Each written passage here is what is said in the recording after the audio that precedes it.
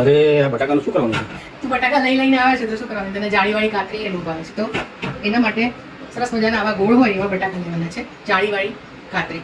લાંબા બટાકા લેશો તો એ વચ્ચેથી તૂટી જશે, એટલે એના માટે ગોળ અને મીડિયમ આવા લેવાના.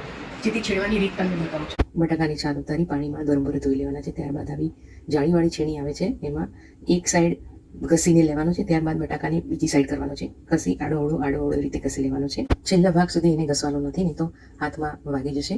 પાણીમાં બોળી દેવાની છે. ઘસતા જવાનું ને પાણીમાં બોળી લેવાનું છે. ત્યારબાદ એને 3-4 વાર પાણીથી એટલે કે ચોખ્ખી થાય ત્યાં સુધી ધોઈ લેવાની છે. પાણીમાં ડૂબાડૂબ રાખી અડધી ટેબલ સ્પૂન પટકડી ઉમેરીને 1 કલાક છોડી દઈએ છીએ. 2.5 કિલો બટાકાની છીણ છે. 1 કલાક પછી મોટા વાસણમાં પાણી ઉકાળવા મૂકી જરૂર મુજબ સિંધો મીઠું ઉમેરીએ છીએ. ત્યારબાદ ઉકળતા પાણીમાં કાતરી ઉમેરી 4 મિનિટ થવા દઈએ છીએ. કલર બદલાઈ જશે. કાણાવાળા વાસણમાં નિતારી લઈએ છીએ. ઘરમાં હતા તડકામાં ડાયરેક્ટ સનલાઇટમાં સૂકી દઈએ છીએ. જો આ એકદમ સરસ વ્હાઈટ થઈ છે અને 2.5 કિલોની આટલી બધી થાય છે.